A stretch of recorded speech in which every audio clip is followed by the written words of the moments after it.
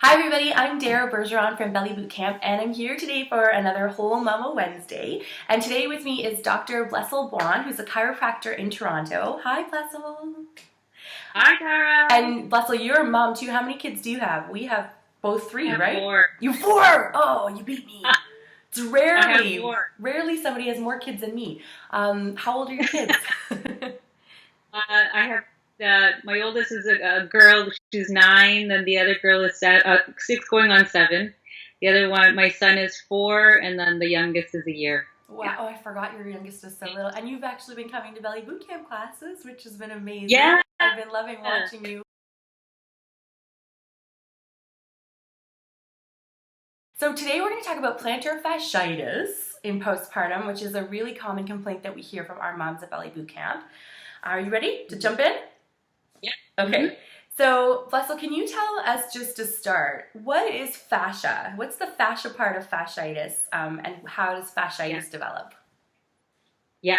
So fascia is a very trendy term, especially in the fitness industry. You'll start to see that roll out your fascia, stretch out your fascia. And fascia is connective tissue, okay? It basically, if you look at raw meat, you'll see like a web-like substance that will separate the muscles and envelop the muscles.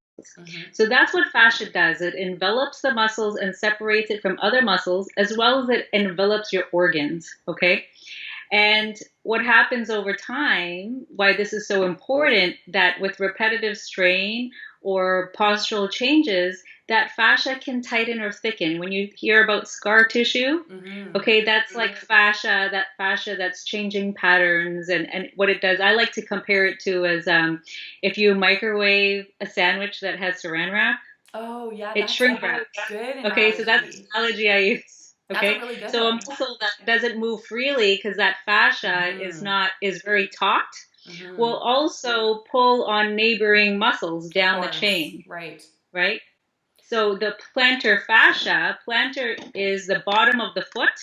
Okay, and if you forget, it's your feet are planted on the ground. So that surface, that plantar aspect of the foot, the fascia is the space between the heel. I'm using my hand just for you to visualize my foot. I'll throw in some visuals for you too. Visually, this is good. This is it's my hand. Okay, so if this was my foot, the fascia attaches to the heel and splays out into your toes. Okay. Right. Anytime you add the word itis, that means inflammation and pain. Okay, so when you have inflammation of that fascia on the bottom of the foot, including toddleritis, so that toddleritis would be a thing then. Inflammation and pain, toddleritis, preschooleritis. Yeah, that's all. Those are all legit terms, right? Anytime you add itis to anything. So fasciitis. So we all have plantar fascia. That's the arch in the bottom of the foot. And then when there's dysfunction and it manifests as pain and inflammation in those areas, then we call it plantar fasciitis. Okay.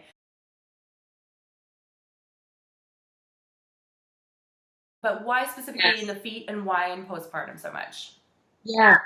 And it does happen in postpartum. Like, for example, my first Belly Boot Camp class, I was running to grab my shoes, and the first pair of runners did not fit. And the reason why is during pregnancy, the hormone relaxin courses through the body, and most people think of the pelvis. It preps the pelvis to widen to accommodate for childbirth.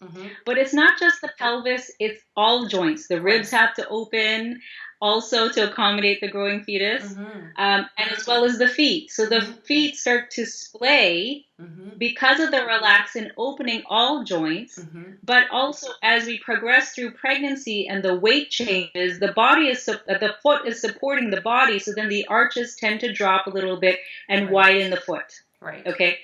So that changes the structure of the feet. And so what happens is when this arch starts to splay and drop, it creates more tension. So when I talked about fascia getting taut and other structures because of postural changes and repetitive strain, then that's why postpartum, with the change in weight and then also the dramatic weight loss with baby now out, but we have the strength to support the structures, then you end up with this plantar fascia pain, especially in the morning, getting out of the bed. As soon as you drop feet down to the ground, you'll get a potential heel pain or arch pain as you're walking.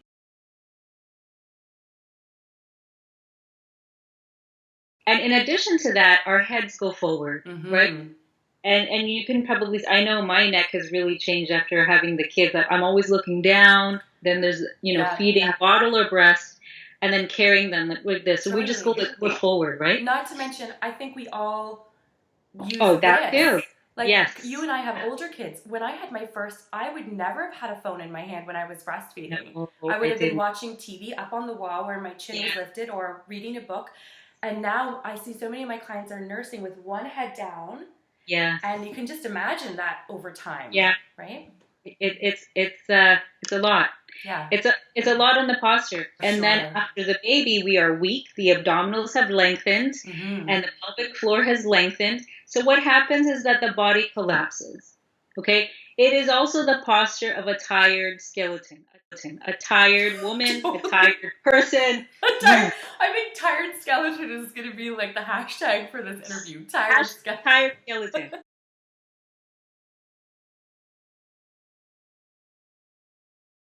The fascia underneath the foot is continuous with the Achilles tendon, the calf, the hamstrings, the glutes, the low back, further up, all the way up to the forehead. Okay, it's a lot to think of.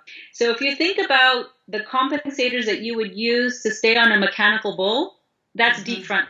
Okay? Oh, that's such a great analogy. I've never heard that before. Oh, yeah. So I love that. Yeah, and these are the same muscles we use when we're sleep deprived.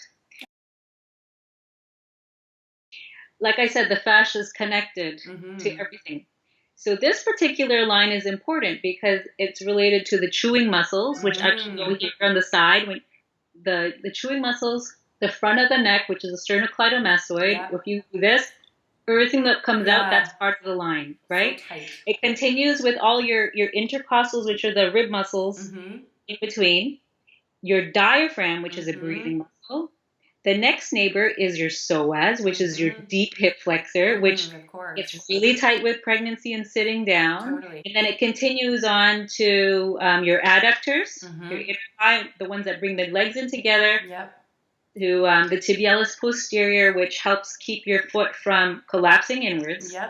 And then underneath the foot to the big toe, where it grips. So what happens is we are fighting this, because if we could, we would stay like this, right? This is our set point. So all of those muscles, that I've listed higher up, if they're collapsed, poor feet are supporting the whole entire structure. And then the feet are going to collapse as well.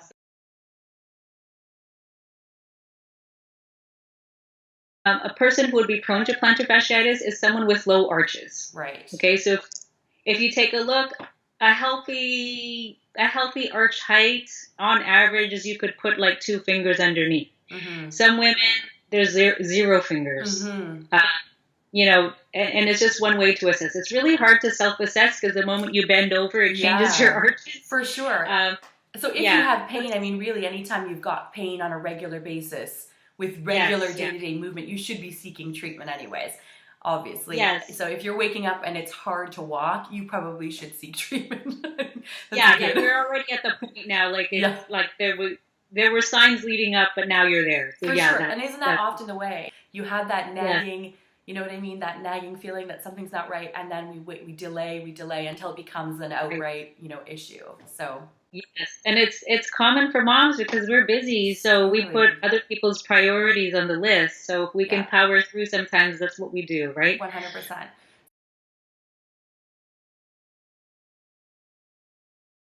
One thing you can do is, get a small ball. Some people have like specialized self-massage balls, like. There's the Yaki ball. There's those ones, the little prongs. You can get them at different stores. There's dryer balls. Your kids, obnoxious rubber balls. Totally. Golf ball too. A golf ball though tends to be a little bit too hard. So find something that's a little bit dominating. Like it's jarring, especially when you're at the plantar fasciitis point. You're like, you'll just jump out of your chair. Okay, scratch the golf ball. I obviously don't have plantar fasciitis. If you're not having full-on symptoms, you can go there. But if you're there, or like you're in severe pain, you'll just you'll scream. So, but it does hurt a bit to apply that pressure. You should expect it to be uncomfortable, right? Yes, you would never stand right on it. Mm-hmm. Just find that sore spot in the foot, mm-hmm. and allow your muscles to melt. Right. That pain, like a trigger point therapy, and then it would go along the arch where it's tender. And then what that does too, it mobilizes the joints underneath the arch. Some people think a foot's one long bone, and then you've got the toe. Right? But it's how did that work? So you can use that ball to kind of massage the area and also mobilize that bone up. A practitioner can help to move it back to where it needs to be, right? And then ice. Ice is great. So you can put ice in like those Dixie cups, you know? Yeah. And then you just peel it, and then you can kind of just rub it. Oh, that's smart. Yeah, like totally. That's the way to do it. It's like an ice massage. Yeah. That's a great idea. Yeah, there's different ways. And then calf stretches, so downward dog against the wall, because like I said, the fascia is continuous, of course, from the bottom of the heel to the calf, and then hamstring stretch as well. Blessyl, aside from, the emphasis on alignment and then managing the pain at home, what else can we do in our day-to-day to prevent fasciitis or maybe to ease it if it's already developed? Yeah. So one thing to do to help prevent the fasciitis or the flattening of the arch is to wear footwear that will help prevent the arches from collapsing, or also that won't squish your feet into, compromising positions. Yeah. So a lot of times, people will buy a Birkenstock sandal, and when it gets really severe, they wear the sandal at home, or they wear custom foot orthotics that will help, so that they can put them in their running shoes or wherever they feel relief with that. And then also with your running shoes, checking the treads, making sure that the upper has enough shock absorption. That you can't go minimalist with plantar fasciitis. So there is philosophies on minimalist shoes. That's a whole different topic. Yeah. So if you stay on that side of the fence and now you have plantar fasciitis, then you have to change footwear. It's just the way it is. But certain things are good for certain times of life. And I'll often recommend that that moms invest in a brand new pair of running shoes in postpartum, because your feet don't just go back together the second the baby's born either. So chances are you're a half size bigger. At least temporarily. And there's other factors too, whether or not a woman is breastfeeding and how long, because relaxin also courses through the body during breastfeeding. Of course. Okay. So if you're doing extended breastfeeding, there's still relaxin, not the same amounts in pregnancy. Yeah. It does affect. I find once I wean the children, then it's like ribs went in, not back to pre-moment. No, but it's true. You get that weird little reshape. Yeah, for sure. Yeah. Thanks so much for explaining that. I'm going to put a million riding bull pictures in this interview. And we'll send everybody to find you at Dr. Blessyl on social media and drblessyl.com. Yeah. So thanks so much, Blessyl. Thank you, Dara. Bye. Bye.